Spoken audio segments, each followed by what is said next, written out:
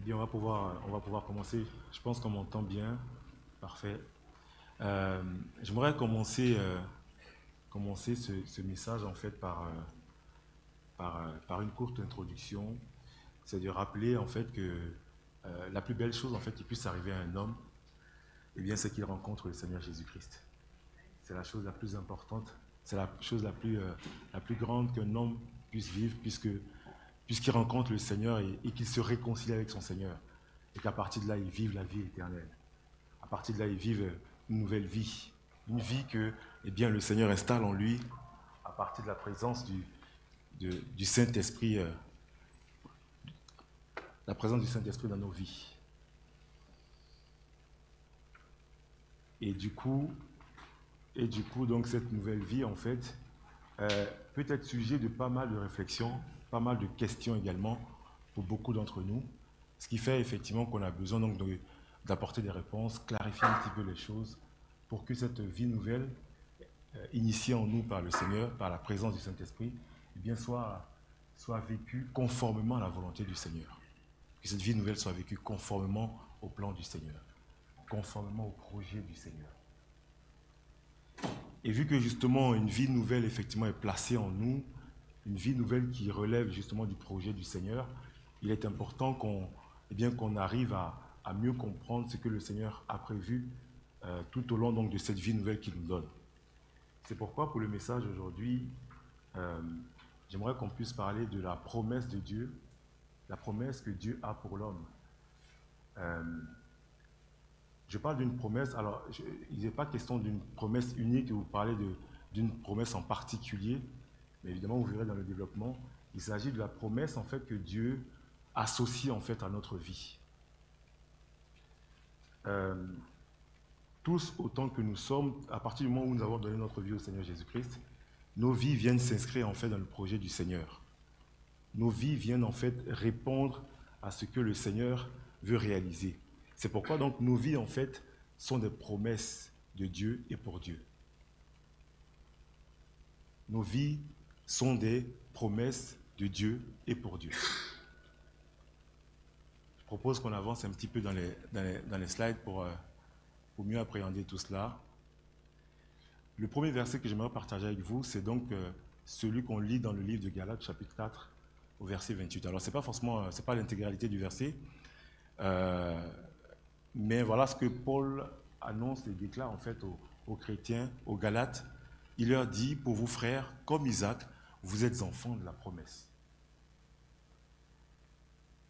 Tout au long, effectivement, de ce qu'on va partager, il faudra rester attentif parce que l'idée, en tout cas, et de ce que je veux partager avec vous aujourd'hui, c'est vraiment des versets pour lesquels, enfin, des versets qu'il va falloir vraiment s'approprier puisqu'il s'agit effectivement des versets, des passages bibliques, mais qui nous concernent nous directement, en fait. Vous savez, quand Paul dit aux Galates, vous êtes comme Isaac, c'est en opposition à Ismaël. Et pour juste un petit peu rappeler le contexte, Isaac est le fils de la promesse. Ismaël ne l'est pas. Et parce qu'Ismaël n'est pas le fils de la promesse, Sarah va demander en fait à son époux de chasser Agar, la mère d'Ismaël, et de même de chasser également Ismaël. Parce qu'il n'est pas question que Ismaël hérite avec Isaac. Et quand Sarah fait cette demande à Abraham, Dieu confirme justement cette demande, puisqu'il invite justement Abraham à se séparer d'Agar et d'Ismaël. Donc là, concrètement, on se retrouve en fait dans une situation où on a d'un côté Agar et son fils et de l'autre côté Sarah et son fils. Et quand Paul en parle, il décrit ces choses comme étant deux alliances. Celle avec Agar représente l'alliance faite sur le mont Sinaï, et puis celle faite avec Sarah représente l'alliance faite sur le mont Sion. Et de ces deux alliances, évidemment, vont découler deux peuples, deux nations, ainsi de suite. Mais ce que Dieu agrée, en fait, c'est Isaac, parce qu'Isaac découle de la promesse de Dieu. Autrement dit donc, la seule chose que Dieu agrée dans notre vie, c'est ce qui découle de la promesse. tant que ce n'est pas de la promesse, il n'apprécie pas. Or, ce qui découle de la promesse, c'est ce que lui-même il a annoncé. Quand il parle d'Isaac, il annonce à Abraham et à son épouse qu'ils vont avoir un enfant. Ils vont avoir une progéniture. Et donc d'Isaac découlera toute une nation. En dehors d'Isaac, Dieu ne prend pas du tout de plaisir à tout ce qui peut être fait, en dehors de cela. Autrement donc dit, la seule chose dont le Seigneur agrée en fait, c'est tout ce qui découle de ce que lui a déclaré, de la promesse de Dieu. C'est pourquoi donc il dit aux Galates, vous êtes comme Isaac, les enfants de la promesse. Tous ceux qui ont donné leur vie à Jésus-Christ, tous ceux qui croient en Christ comme Seigneur et Sauveur, sont les enfants de la promesse comme Isaac. Amen. On va poursuivre.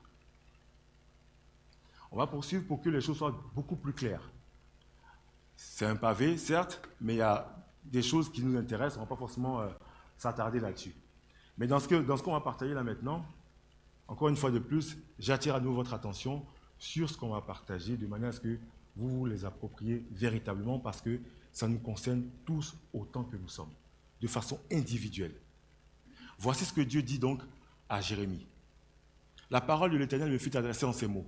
Avant que je t'eusse formé dans le ventre de ta mère, je te connaissais, et avant que tu fusses sorti de son sein, je t'avais consacré, je t'avais établi prophète des nations.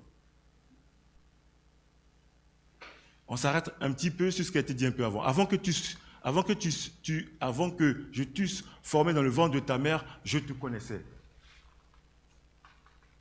La question qu'on a envie de poser, c'est comment arrive-t-il à connaître quelqu'un qui n'est pas encore formé dans le ventre de sa mère? Comment est-ce qu'il arrive à connaître quelqu'un qui n'existe pas encore? C'est exactement la même chose pour chacun d'entre nous, pour tous ceux qui, comme tous les chrétiens, tous ceux qui ont accepté Jésus-Christ, c'est exactement la même chose et c'est le même mode opératoire que Dieu utilise pour tous ceux qui ont accepté Jésus-Christ.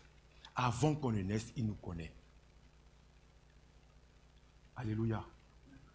Comme avec mon épouse, on se met ensemble, on se marie et puis on décide d'avoir des enfants. On les a aujourd'hui, mais avant de les avoir, on les avait déjà imaginés. Et c'est de cette manière justement que le Seigneur imagine Jérémie, mais mieux, non seulement il imagine, parce qu'avec mon épouse, on a imaginé nos enfants, mais à aucun moment, on a prévu ce qu'ils devaient faire comme métier. À aucun moment, on a prévu ce qu'ils auraient eu comme compétence.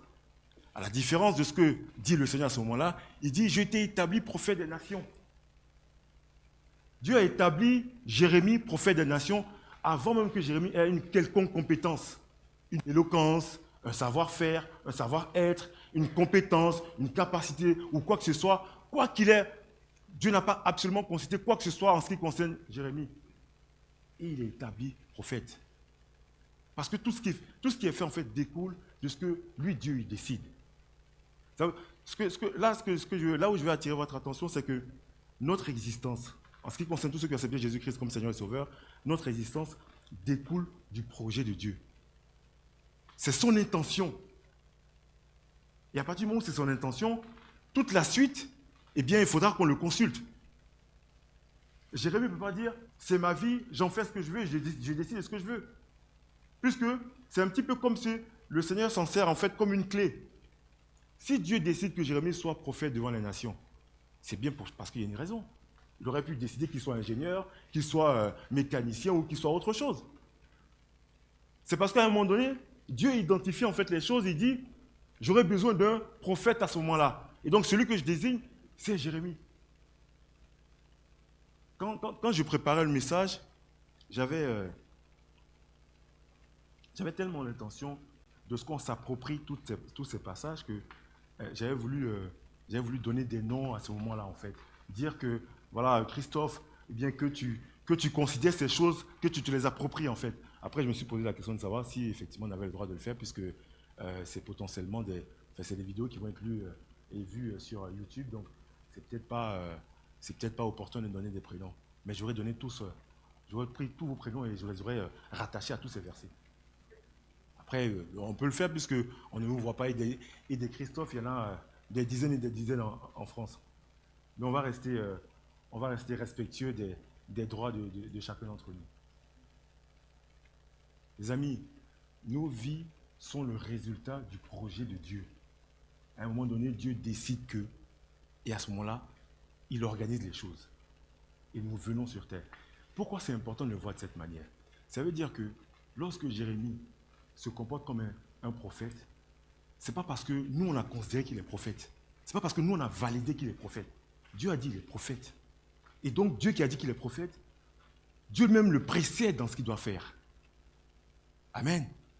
Dieu lui donne en fait le mandat, et ce n'est pas un mandat que le monde a validé, c'est un mandat que lui, Dieu l'a déjà validé. Par conséquent, il peut aller. D'ailleurs, à un moment donné, Jérémie dit, je suis un enfant. Dieu dit, ne dis pas que tu es un enfant.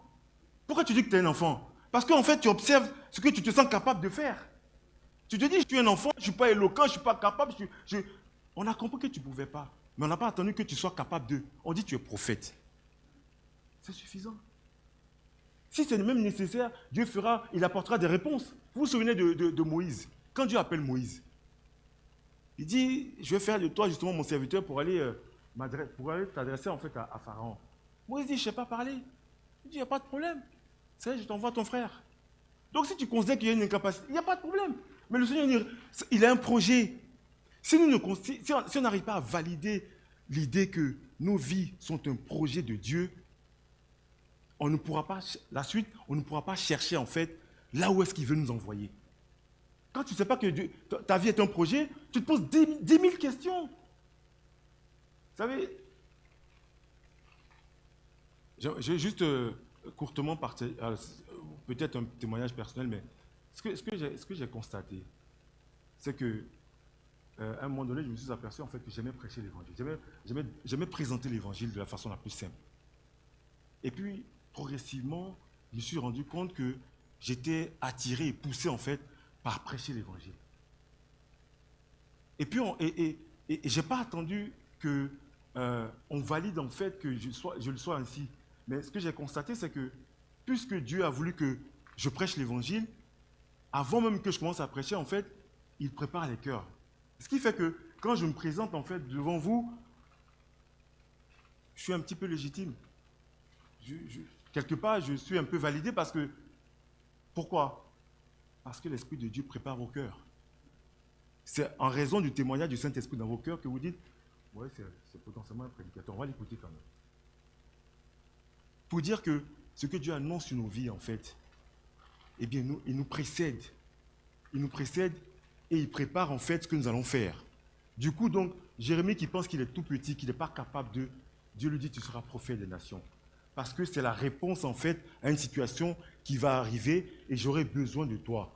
Et tu le sauras parce que je m'occuperai de toi, parce que je te préparerai, parce que je te donnerai les moyens, parce que je te précéderai. Ne regarde pas ce que tu es capable de faire ou pas. Et ça, c'est vrai pour chacun d'entre nous. Amen.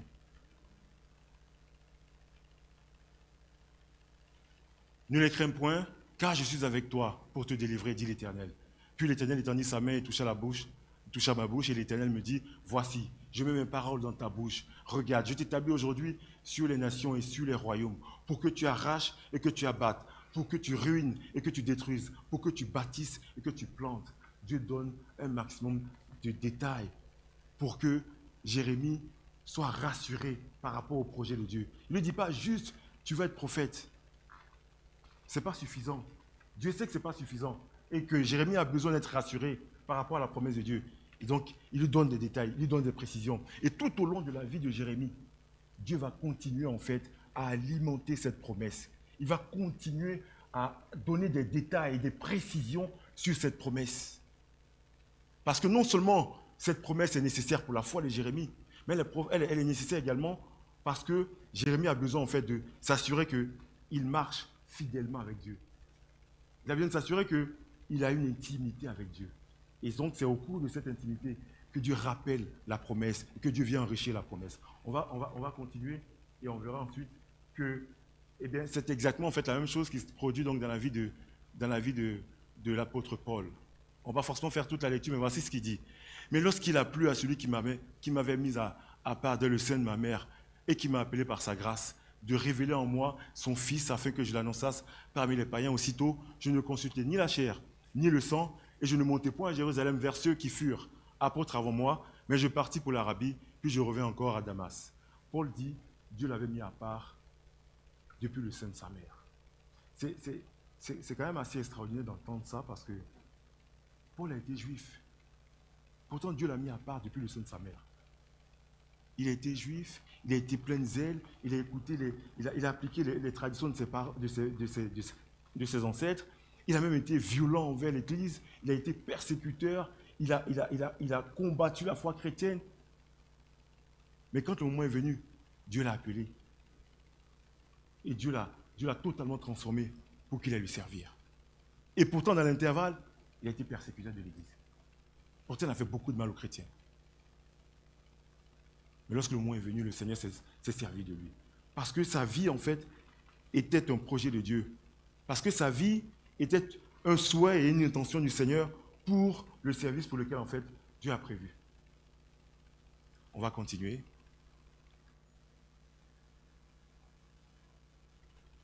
Je vous ai proposé, en fait, cette espèce de graphe, en fait, pour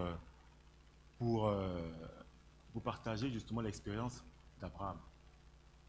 Pour que ce qu'on a dit jusque-là, en fait, soit beaucoup plus clair, beaucoup plus concret. Et sachant justement que ce qu'on partage maintenant est exactement ce qui se produit dans la vie de chacun de nous. Dans Genèse 12, entre les versets 1 et 3, Dieu se révèle à Abraham. La vie de foi d'Abraham démarre à ce moment-là. Et pourquoi elle démarre à ce moment-là? Parce que c'est à ce moment-là que la promesse de Dieu lui est communiquée. Dieu parle à Abraham et lui fait connaître en fait la promesse. Genèse 12, 1 à 3. Je vais quand même faire la lecture pour situer un petit peu les choses. Genèse, chapitre 12. Voici ce que dit l'Éternel. Quitte ton pays, ta patrie et ta famille, va dans le pays que je te montrerai.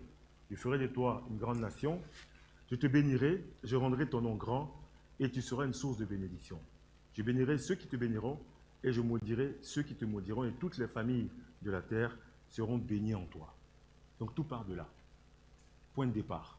On sait qu'évidemment, on sait qu'Abraham vient de la Mésopotamie, on sait qu'il est parti de la Mésopotamie avec sa famille, mais on sait que sa vie de foi démarre à partir de l'annonce de la promesse de Dieu.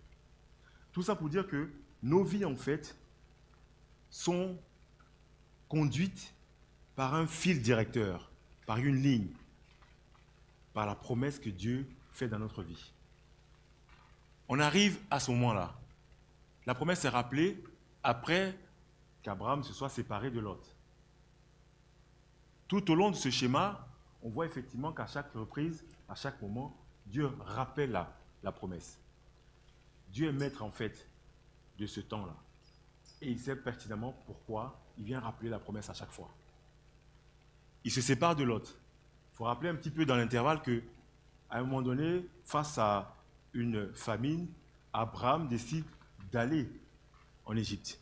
Il s'y installe pour éviter la crise due donc à la famine qu'il y avait en Canaan. Sauf que, un peu avant de rentrer en Égypte, il convient avec son épouse de l'appeler non pas son époux, mais son frère. Et donc, ils arrivent en Égypte, et puis Pharaon s'aperçoit il découvre Sarah, qui est une femme fort belle, et puis il décide de la prendre comme épouse. J'attire encore une fois de plus votre attention sur ce point de l'histoire. Il décide donc de la prendre comme épouse. Ce qui fait donc qu'Abraham se retrouve tout seul et son épouse avec Pharaon. Et la Bible dit que l'Éternel va frapper la maison de Pharaon, suffisamment frapper la maison de Pharaon pour que Pharaon décide de quitter et d'abandonner en fait Sarah et qu'elle puisse retourner vers son époux. J'attire votre attention sur le fait que Abraham et Sarah sont détenteurs d'une promesse de Dieu. Et fort de cela, le Seigneur lui-même travaille à ce que cette promesse aille à son accomplissement. Par conséquent, tout ce qui peut être un obstacle ou une barrière sera traité par Dieu lui-même. Amen. Quand Abraham et Sarah décident d'arriver en Égypte et que Abraham convient avec son épouse qu'elle l'appelle non pas son époux mais son frère et que Pharaon décide de la prendre comme épouse, si je peux me permettre de vous consulter à ce moment-là, qui de vous considère que Pharaon est injuste en la prenant comme épouse? Personne. Puisqu'elle est présentée comme étant célibataire, comme étant la sœur d'Abraham. Mais ce n'est pas l'approche de Dieu. Dieu ne regarde pas les choses de cette manière. Il faut que cet homme quitte cette femme parce qu'il a un projet avec son époux et son épouse. Donc s'il faut qu'ils se séparent, Dieu se charge de s'assurer de leur séparation, au point donc où il frappe suffisamment Pharaon, mais non seulement il le frappe, mais il s'assure que dans ce que Pharaon va vivre comme difficulté, il y a le lien entre la femme qu'il a prise et sa situation, au point où il découvre qu'effectivement ce qu'il vit est dû au fait que, eh bien, il s'est passé quelque chose, donc il abandonne la femme. Amen. L'idée, encore une fois de plus, c'est de dire, les amis, vous avez donné votre vie à Jésus-Christ, Dieu a un projet pour vous. Et en raison de cette promesse qu'il veut accomplir dans votre vie, il se charge lui-même de s'assurer que cette promesse aille jusqu'à son terme. Assurons-nous, nous, de notre côté, d'être soumis et fidèles à ce que le Seigneur nous a demandé. Amen. Il retourne donc à ce moment-là en Canaan. Et arrivé en Canaan, il se passe donc une espèce de tension entre Abraham, pas vraiment Abraham et Lot, mais surtout entre les bergers d'Abraham et les bergers de Lot. Et face à cela, Abraham fait la proposition donc à son neveu, si tu vas à gauche, je vais à droite, si tu vas à droite, je vais à gauche. Et si vous vous souvenez encore une fois de plus de l'histoire, il est dit donc que Lot va aller en direction des plaines de Sodome et Gomorrhe parce qu'elle lui faisait rappeler l'Égypte. C'est ce qui va influencer en fait le choix de Lot. Donc Lot se sépare d'Abraham et au moment où il se sépare d'Abraham, Dieu s'adresse à Abraham et lui donne à nouveau cette promesse. Il vient donc renforcer sa foi pour lui dire, Abraham, je suis avec toi, reste fidèle, reste à l'endroit où tu es, reste attentif à comment je te conduis parce que je suis avec toi. Dieu vient rappeler la promesse afin que, eh bien, Abraham soit un homme davantage de foi et qu'il comprenne en fait que Dieu a établi une alliance avec lui, Dieu a établi en fait une intimité avec lui. La promesse que Dieu a pour nous dans notre vie est le lieu en fait d'avoir une intimité avec Dieu. Amen. Dieu donc vient lui rappeler la promesse avec les détails. On arrive donc à ce moment-là où il se pose beaucoup de questions à Abraham. Alors que Dieu lui a promis en fait d'avoir une postérité, il ne la voit toujours pas venir. Donc il se pose beaucoup de questions. Et donc quand Dieu se révèle à lui à ce moment-là, il dit au Seigneur, je n'ai pas d'héritier, et ce sera donc Eliezer de Damas qui sera mon héritier. Et là, le Seigneur donc vient lui rappeler en fait la promesse, lui donner encore de nouveaux éléments, de nouveaux détails pour qu'il soit conscient que, eh bien, Dieu n'a pas abandonné sa promesse, Dieu n'a pas oublié sa promesse, mais bien au contraire, il travaille toujours à l'accomplissement de cette promesse. Et ensuite, on arrive donc à cette étape, Genèse 17, entre versets 5 et 6 et 15 et 16, où eh bien, Dieu vient rappeler encore la promesse avec de nouveaux détails. Et là, en fait, ce qu'on observe, c'est qu'on rentre dans une étape particulière, en fait, de la promesse, puisque Dieu vient changer leur nom. Là où Abraham s'appelait effectivement Abraham, il lui donne désormais le nom d'Abraham, ce qui signifie donc père d'une multitude. Donc on rentre un peu plus, en fait, dans la dimension concrète de la promesse. Tout ça pour maintenir, en fait, Abraham dans sa vie de foi. Tout ça pour maintenir, en fait, Abraham dans le projet que Dieu a pour lui et que Dieu a pour lui-même, en fait. Jusqu'à ce que donc on arrive à cette étape, donc Genèse 18, où là, clairement, lorsque les anges visitent Abraham et son épouse, il n'est plus question de délai beaucoup plus long, puisque là, clairement, on annonce pratiquement la date à laquelle cet enfant naîtra. Amen. Ce modèle, il n'appartient pas uniquement à Abraham. C'est une réalité pour nous tous. Vous savez, au milieu de nous, il y en a pour qui la promesse de Dieu est très claire. Il y en a pour qui c'est très clair. Et là, à qui, en fait, le Seigneur s'est révélé, et puis leur a donné, en fait, une orientation sur ce qu'ils veulent qu'ils fassent. Il y en a pour qui c'est très clair. Puis il y en a pour qui c'est pas forcément clair. Il y en a pour qui il y a... C'est pas forcément clair, mais c'est pas parce que c'est pas clair que ça n'existe pas. Et c'est pas parce que c'est pas clair non plus qu'on n'aura pas de réponse. Il y en a pour qui, dès le départ, au lendemain pratiquement au moment du baptême, il y en a qui reçoivent en fait des messages pour ceux qui sont baptisés. Frère, au moment où tu te fais baptiser, voici ce que j'ai reçu de la part du Seigneur. Et la personne note. Voici ce que j'ai reçu de la part du Seigneur. Mais pour d'autres, ce n'est pas forcément très clair. Mais ça ne veut pas forcément dire, ça ne veut pas non plus dire que le Seigneur n'est pas présent, qu'il n'y a pas une intention claire et précise du Seigneur dans la vie de ces personnes. Je vous propose qu'on avance maintenant et qu'on en arrive effectivement aux bonnes œuvres qui sont prévues d'avance, aux bonnes œuvres que le Seigneur a prévues d'avance pour nous. Parler de ça, c'est encore une fois de plus rappeler ou en tout cas donner davantage d'épaisseur, de contenu en fait dans la promesse que le Seigneur a pour nous. Voici ce qu'il dit en fait. Éphésiens 2, verset 10. Car nous sommes son ouvrage, ayant été créés en Jésus-Christ pour de bonnes œuvres que Dieu a préparées d'avance afin que nous les pratiquions. Beaucoup d'informations dans ce passage et le fait justement de les comprendre et de se les approprier nous donne d'avoir davantage de foi et d'espérance par rapport au projet que le Seigneur a pour nous. Nous sommes son ouvrage. Si nous sommes son ouvrage, ça veut dire que le Seigneur, eh bien, à un moment donné, nous a imaginé. À un moment donné, il nous a prévu, nous a préparé. C'est pourquoi nous sommes son ouvrage. Nous sommes son ouvrage parce qu'à un moment donné, il nous a pensé, il nous a souhaité. C'est pourquoi nous sommes son ouvrage. Vous savez, quand il dit dans Romains 8, je crois au verset 28-29, il dit « Ceux que Dieu a connus d'avance, il les a prédestinés à être à l'image de Jésus-Christ. » Ceux qu'il a connus d'avance. L'avance, là, c'est quand? C'est à quel moment? C'est même avant la fondation du monde. Avant la fondation du monde, Dieu a prévu de nous rendre conformes à l'image de Jésus-Christ. Donc, ce qui est essentiel, en fait, c'est encore une fois de plus de bien capter, en fait, que notre existence, notre vie, notre parcours, en fait, prend sa source dans la pensée de Dieu, dans le projet de Dieu, dans l'intention du Seigneur. Nous sommes donc son ouvrage, ayant été créés en Jésus-Christ. Il fixe le cadre. Nous sommes l'ouvrage de Dieu conçu en Jésus-Christ. Or, Jésus-Christ, c'est l'image de celui qui est juste, celui qui est saint, celui qui nous a sauvés. C'est l'image du parfait. C'est l'image de celui qui est agréable à Dieu. Et donc, c'est dans ce cadre en fait qu'on est conçu, qu'on est créé. Ce qui fait donc que d'emblée, nous sommes également agréables à Dieu. Parce que nous sommes conçus en Jésus-Christ. Conçus en Jésus-Christ pour de bonnes œuvres que Dieu a préparées d'avance.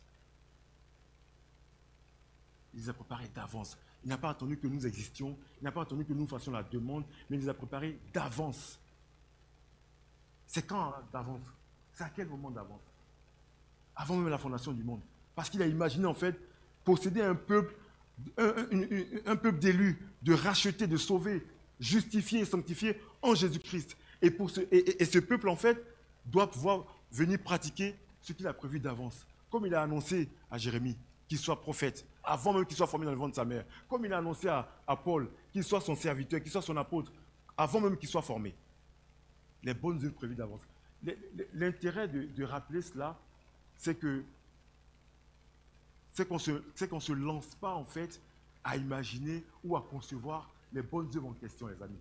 Je veux dire, c'est hyper important. C'est hyper important en fait qu'on soit rigoureux envers nous-mêmes quand on aborde ces questions.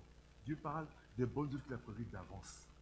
Ça veut donc dire en fait que ces bonnes œuvres en question, qui évidemment s'inscrivent dans la promesse, dans le projet que Dieu a pour nous, c'est à nous en fait d'aller consulter le Seigneur. Je m'explique. Je peux avoir un frère ou une sœur dans l'assemblée qui... on va être beaucoup plus concret. Bernie n'est pas au milieu de nous ce soir. Super. C'est top. L'exemple que je vais prendre justement, c'est l'exemple de notre sœur Bernie. Depuis un certain temps, à la fin du culte, on se retrouve autour des crêpes qu'elle nous fait. Mon mentor.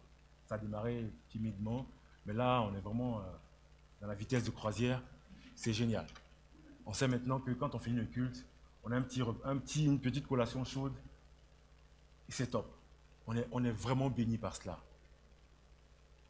Et on peut aisément dire que si notre sœur le fait avec autant de passion, d'ailleurs, je l'ai cherché. Non, je suis là. Hein. Les crêpes sont prévues encore. Hein. Parce qu'elle a cela à cœur. Et si elle a fait parce qu'elle avait à cœur. Moi, je peux me mettre en face de Bernie et venir avec des bananes plantains, il fait de la loco. C'est de la friture de bananes, c'est de là où je suis originaire, c'est ce que je peux, et c'est super bon, hein. Mais je peux le faire en imitation de ce que Bernie fait. Le problème, c'est que ce que Bernie fait, elle le fait parce qu'elle a à cœur de le faire, parce que le Seigneur a fait un dépôt de cela dans son cœur. Et moi, voyant justement que ça marche plutôt bien, je vais me mettre juste en face d'elle et faire les allocaux. C'est tout aussi bien. Mais est-ce que c'est agréable devant Dieu? Parce que moi, je le fais en imitation de Bernie. Je ne le fais pas parce que Dieu m'a poussé à le faire. Je ne le fais pas parce que c'est un poids dans le cœur. C'est une charge. Non. Je le fais parce que si je propose la loco, c'est un petit peu varié par rapport. C'est parce que Dieu me demande de le faire. Tout ça pour dire que c'est peut-être une bonne œuvre en apparence, mais Dieu ne l'a pas forcément validé. Et ce n'est pas forcément. Et quand Dieu ne l'a pas validé, ce n'est pas agréable à Dieu. Même si je vois que vous régaliez, que c'est super, que vous me dites, frère Jean-Camille, franchement, ton idée d'aloco, c'est top. On se régale, franchement, il y a le bon piment qui va avec, le petit poisson qui. C'est top. Mais est-ce que le Seigneur prend plaisir à cela? Est-ce que c'est à cela que le Seigneur m'a envoyé? Parce que je sais pertinemment que je me suis mis à le faire. En imitation de Bernie, mais peut-être même par concurrence avec Bernie. Il y a des bonnes œuvres que le Seigneur a prévues d'avance. Il faut qu'on le consulte, qu'on soit au plus près de lui pour découvrir ses œuvres et les pratiquer. C'est là qu'elles sont agréables à Dieu.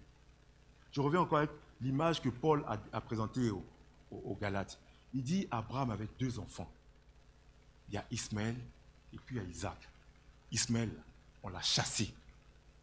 Parce que ce n'est pas le résultat d'une promesse de Dieu. On n'en veut pas. Pourtant, c'est un enfant.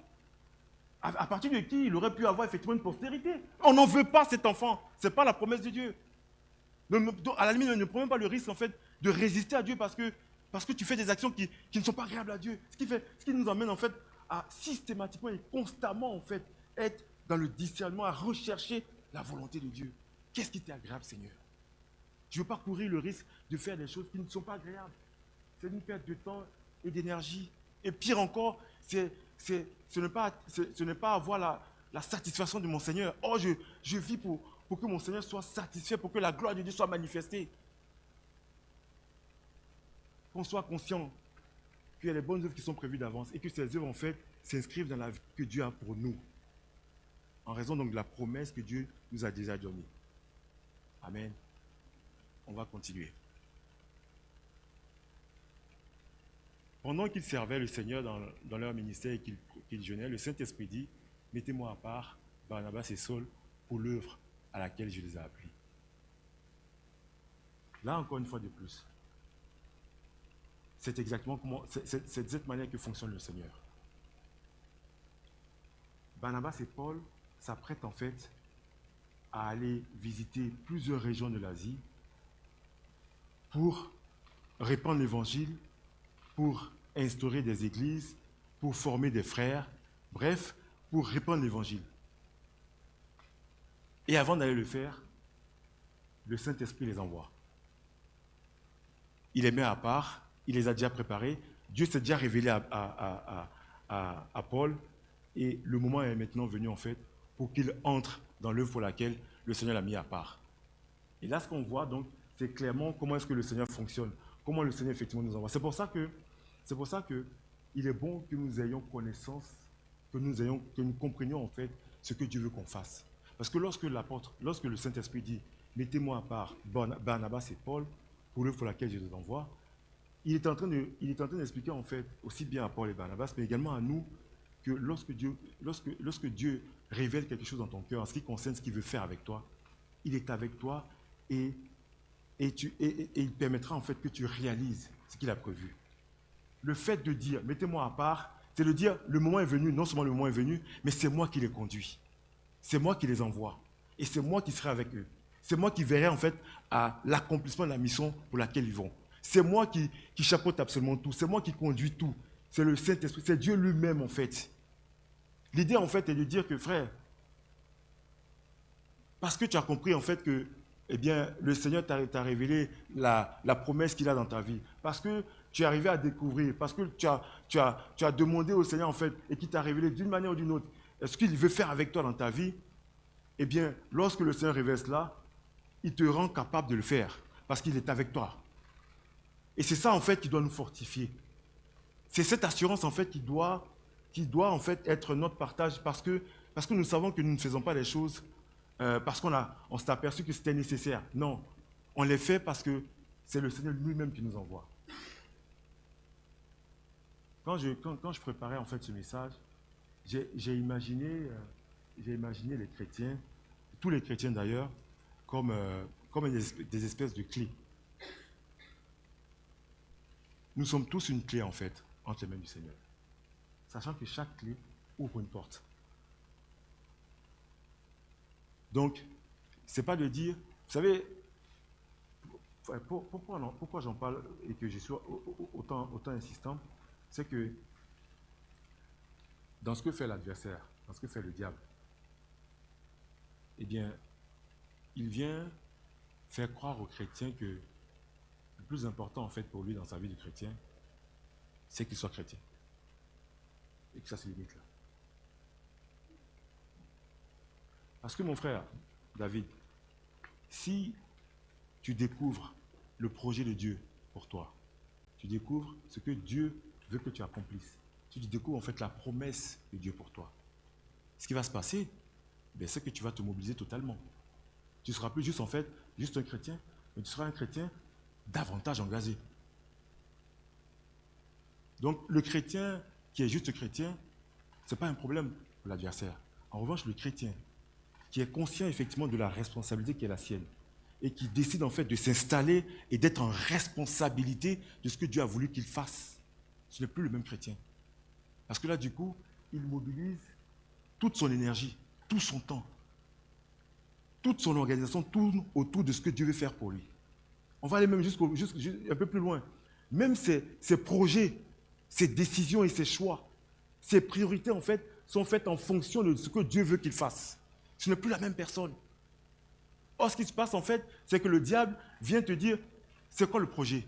C'est quoi l'important dans ta vie? C'est que tu as donné ta vie à Jésus-Christ. Est-ce que c'est le cas? Oui. Mais c'est bon. Tu es chrétien. On est bien d'accord, tu as donné ta vie à Jésus-Christ. Tu as accepté Christ comme Seigneur et Sauveur. Est-ce que ce n'est pas le cas? C'est bon. Le reste, c'est pour ceux qui veulent être les premiers de la classe. Ceux qui ont plein de zèle, ceux qui veulent aller un peu plus loin. Vous savez, à l'école, ceux qui vont au-delà des exercices que le professeur donne. Ils vont plus loin. Et toi, contente-toi de ça. Et du coup, tu es chrétien et Dieu veut faire des choses avec toi, mais tu es complètement amorphe, complètement lié. Et pire encore, tu es même épaté, subjugué en fait, parce que tu vois les autres faire. Tu dis, ah, mais lui il est béni, lui. Tu vois comment il prêche? Mais tu t'imagines tout ce qu'il sait, mais il est béni, mais alléluia, que Dieu soit béni dans sa vie. Mais c'est un frère, mais c'est un instrument entre les mains du Seigneur. Mais qui d'entre nous n'est pas instrument entre les mains du Seigneur? Moi, je veux bien qu'on dise de moi, mais tu ne me feras pas croire que tu n'es pas un instrument. Mais à aucun moment. Pas parce que je veux être en conflit avec toi, mais parce qu'il y va de ma foi. Ma foi me dit que tu es un instrument entre les mains du Seigneur. Que tu y crois, que tu ne crois pas, que tu te lèves, que tu ne te lèves pas, tu es un instrument entre les mains du Seigneur parce que tu as foi en Jésus-Christ. Parce que tu as donné ta vie à Jésus-Christ, après que tu le découvres, c'est une autre chose. Mais que tu veuilles ou pas, tu es un instrument entre les mains du Seigneur. Et je n'accepterai pas que tu me fasses croire au contraire. Même si tu rentres chez toi avec cette conviction, ce qui est totalement dommage. Mais chaque fois qu'on se verra, tu peux être sûr, mon frère, tu crois en Jésus-Christ, tu crois que Christ est ton sauveur et ton Seigneur, tu es un enfant de la promesse comme Isaac l'a été. Et en tant qu'enfant de la promesse, ta vie s'inscrit dans un projet du Seigneur. Et tu viendras et tu serviras le Seigneur comme le Seigneur le veut. Et tu peux être sûr, il va mobiliser tout ce qui est autour de toi. Parce que la promesse qu'il te fait, c'est son engagement. C'est son projet. Donc évidemment, il va travailler à l'accomplissement de son projet. Il n'existe pas quelqu'un qui investit autant sans se donner les moyens de faire en sorte que son investissement produise. Amen. C'est pour ça que je vous disais tout à l'heure, appropriez-vous ces versets, les amis. Prenez-les pour vous-même. Il faut les prendre pour vous. Sinon, tu resteras un chrétien qui dit, ouais, bon, lui, ça se voit que le Seigneur a fait des choses extraordinaires dans sa vie. Lui c'est particulier pour lui. C'est spécial pour lui. Mais c'est spécial pour nous tous, les amis. Et puis, vous savez, on est en droit d'attendre ça parce que on est obligé de s'encourager mutuellement. C'est parce que c'est là que nous sommes bénis nous-mêmes. Amen. Nous sommes bénis. Moi, je suis béni que tu sois pleinement dans le service que le Seigneur veut que tu accomplisses. Je suis béni que tu serves pleinement à 100% le Seigneur.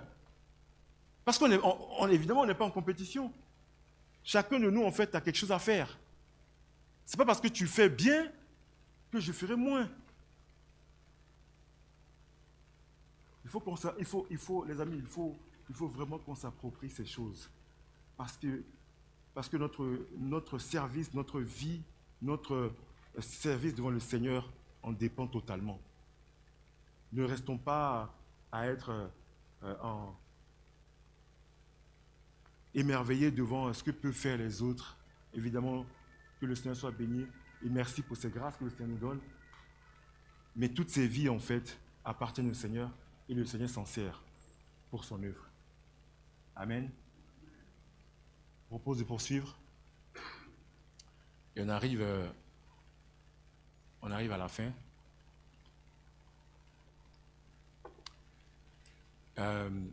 Alors, à ce moment-là, en fait, ce que j'ai imaginé, en fait, c'est vraiment ce que j'ai imaginé, c'est que chacun de nous, en fait, prenne un support, pas un bout de papier, pas une feuille volante, mais que chacun de nous, en fait, prenne un carnet, un calepin, quelque chose de durable, en fait, et qu'il note dans ce calepin ce qu'il pense être de la promesse de Dieu dans son cœur, dans sa vie.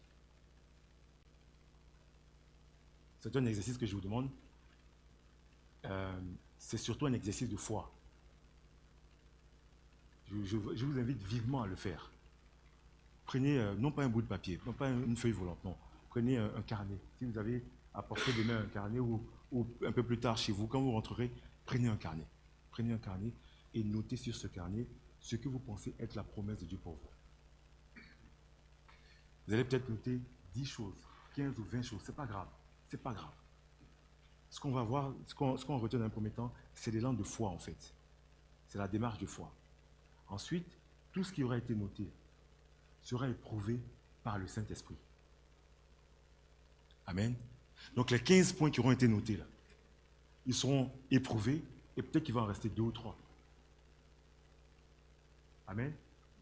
Il va en rester 2 ou 3. Et ces 2 ou 3, on va cheminer avec. Et en cheminant, comme on a vu en fait avec Abraham, il y a des moments où le Seigneur se révèle à nous et il vient en fait nous rappeler la promesse avec des détails supplémentaires. On verra si entre ce qu'on a noté et ce que nous dit le Seigneur, il y a un lien. Amen. Il faut vraiment le faire. Je vous invite vraiment à le faire. Pour que non seulement il s'établisse ce lien et cette intimité nécessaire avec le Seigneur, mais surtout en fait pour que on ait une visibilité sur ce que le Seigneur veut qu'on fasse. Tout à l'heure, j'ai dit que pour certains d'entre nous, c'était très clair. Il y a certains d'entre nous en fait qui ont reçu cet appel, pour qui c'est très clair et qui savent effectivement ce que Dieu veut qu'ils fassent, là où Dieu veut qu'ils aillent, ce que Dieu veut qu'ils réalisent. Et pour eux, c'est très clair. Et donc, parfois, ils sont même allés jusqu'à noter cela effectivement dans un calepin.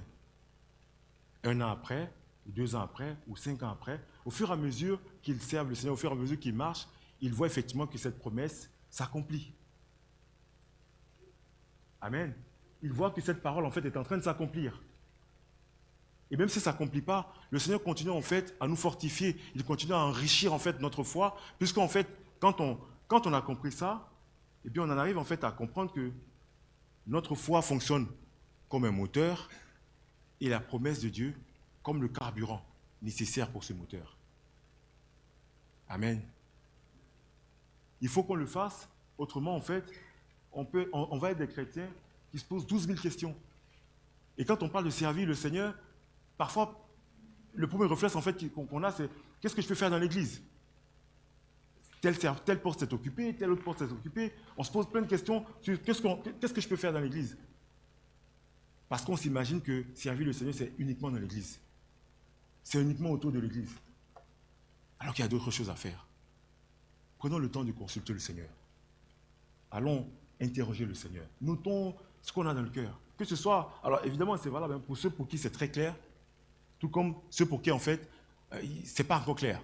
C'est pas grave. Quoi qu'il en soit, on aura une direction du Seigneur par rapport à cela. Ceux pour qui c'est clair, eh bien, ils auront davantage de précision. Mais ceux pour qui ce n'est pas encore clair, ils démarreront. Ils pourront démarrer. Et au bout de cela, au bout de tout cela, l'objectif, c'est d'avoir des chrétiens qui sont en responsabilité, qui se disent, voici ce que Dieu veut que je fasse. Dieu veut que je prêche. Dieu veut que je prêche. Et comme Dieu veut que je prêche, il faut que j'organise ma vie autour de cela. Dieu veut que je passe du temps à davantage comprendre ce que je dois enseigner. Du coup, mes choix et mes décisions tournent autour de cela. Dieu veut que j'appartienne au service de prédication à EBE. Du coup, je ne peux pas me permettre de décider avec mon épouse de déménager et d'aller à 500 km d'ici. Je ne peux pas me permettre en fait de faire des choix ou des décisions alors que justement ma vie est conduite par la promesse de Dieu, par le projet de Dieu dans mon cœur.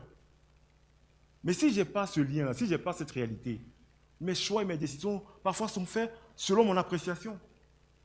Mes priorités sont faites en fonction de ce que je considère. Alors que notre vie tourne autour de la promesse que Dieu nous a faite. Amen. Accepter d'être en responsabilité pour Dieu et par Dieu. Jamais perdre de vue la promesse de Dieu. C'est ce que l'adversaire s'attache à faire. Quand bien même on aura compris ce que Dieu veut qu'on fasse, il travaille à nous éloigner de ce que Dieu veut qu'on fasse. Il travaille à nous distraire par rapport à ce que Dieu veut qu'on fasse. Il travaille à nous refroidir par rapport à ce que Dieu veut qu'on fasse. Parce qu'il sait que c'est là que nous sommes pertinents. C'est là que nous sommes efficaces. Et gardons à cœur l'idée d'être des chrétiens qui soient efficaces dans ce qu'on fait. Si on est préoccupé par être efficace dans ce qu'on doit faire, on va se poser plusieurs questions avant de faire quoi que ce soit. On va aller interroger le Seigneur avant de faire quoi que ce soit. On va même avoir la crainte de Dieu avant de faire quoi que ce soit parce qu'on sait qu'il y a des choses que le Seigneur agrée et puis il y a des choses que le Seigneur n'agrée pas du tout. Or, comme Isaac, nous sommes enfants de la promesse et nous sommes destinés à marcher conformément au projet que Dieu avait pour nous. Amen. On va s'arrêter là.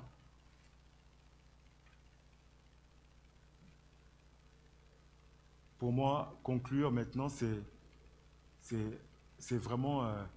vous savez, on dit beaucoup de choses dans la prédication, on donne beaucoup d'informations. Mais au bout de la prédication, il est important qu'on donne les moyens, en fait, de pouvoir mettre en application ce qu'on veut faire. C'est pour ça que j'insiste à nouveau, en fait, sur le besoin de noter tout ce que le Seigneur vous met à cœur en ce qui concerne la vision qu'il a pour vous, le projet qu'il a pour vous. Notez-le. N'hésitez pas, ne le reportez pas. Prenez pas un bout de papier. Téléphone, je ne suis pas très à l'aise parce que c'est vrai que c'est plus simple, mais n'oubliez pas que c'est quelque chose sur laquelle on va revenir autant que ce sera nécessaire. Donc faites cet exercice et prenez de quoi noter, et notez aussi bien la date, à la limite même le contexte, et puis ce que Dieu vous met à cœur. Et puis vous y reviendrez lorsque le Seigneur, lorsque vous retomberez là-dessus surtout, mais surtout quand le Seigneur vous interpellera à nouveau. De cette manière, on pourra expérimenter la réalité de ce que nous venons de partager. Quelle est la promesse que Dieu a pour nous dans notre vie? Qu'est-ce que Dieu veut faire avec toi? Qu'est-ce que Dieu veut faire avec toi? Quel est le penchant de ton cœur? Quelle est ta sensibilité? Autour de quoi tu tournes? Quelle est la question que tu te poses souvent? Quelles sont tes intentions? Quels sont tes projets? Dieu veut faire quelque chose avec toi. Et c'est quelque chose qu'il a prévu de toute éternité. et tu as la clé de ce que Dieu a prévu que tu sois maintenant. Il te précède, il te donne le mandat. Par conséquent, tu es la seule personne légitime à le faire. Et tu peux être sûr que, en te disposant pour le Seigneur, tu iras jusqu'au bout de ce que le Seigneur veut que tu fasses. Amen. Amen. Alléluia. Gardez à cœur que nous sommes des projets de l'Éternel, que notre existence découle de l'intention de Dieu. Si je vis, si Paul vit, si Jérémie vit, c'est parce qu'à un moment donné, Dieu a voulu qu'il y soit et qu'il soit en tant que son prophète pour une œuvre bien précise. Nous sommes donc le résultat de l'intention du Seigneur. Et le Seigneur a l'intention d'aller jusqu'au bout avec son projet. Alléluia. Je vous demande de vous tenir debout, on va prier pour terminer, clore ce moment.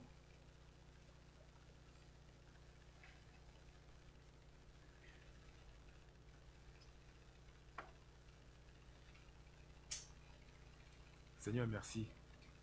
Merci Seigneur merci pour ce que tu nous as donné de partager aujourd'hui, Seigneur. Merci mon Dieu parce que c'était un fardeau. C'était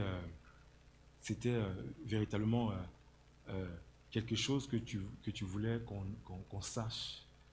Mais surtout quelque chose qui nous permettrait d'être en confiance, qui nous permettrait en fait d'être légitime devant toi.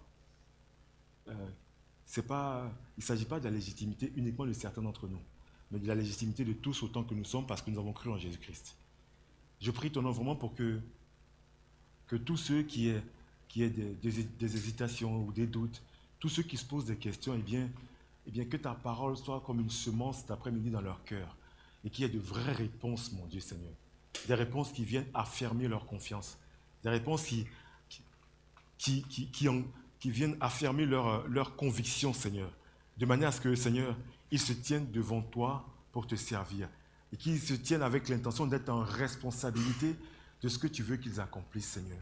Oui, Seigneur, mon Dieu, je te prie, Père, pour que tu nous donnes vraiment cette prise de conscience, mon Dieu, et qu'on aille même au-delà même de cela, qu'on en soit passionné de ce que tu veux qu'on fasse, passionné de ce que tu révèles en nous, passionné de ton projet, Seigneur mon Dieu, passionné de la promesse que tu nous fais, Seigneur mon Dieu, passionné de ce que tu veux qu'on réalise, Éternel, parce que nous savons que, eh bien, Seigneur, tu nous précèdes, nous savons que tu nous as affermis, nous savons que nous recevons pleinement le mandat en toi, Seigneur. Par conséquent, nous pourrons aller jusqu'au bout de ce que tu veux qu'on accomplisse, Seigneur. Je prie ton nom, mon Dieu, pour nos frères et nos sœurs, Seigneur. Je prie ton nom pour tous ceux pour qui ça peut ne pas être très clair, Seigneur. Je prie ton nom parce que ton esprit, Seigneur, mon Dieu, poursuit ton œuvre maintenant, Seigneur, afin d'apporter des réponses claires et nettes, Seigneur. Pour que, Seigneur, mon Dieu, que nous soyons tous en responsabilité et engagés pour ce que tu veux qu'on accomplisse, Seigneur, mon Dieu, afin que ta gloire soit manifestée dans nos vies, Seigneur. Au nom de Jésus. Amen.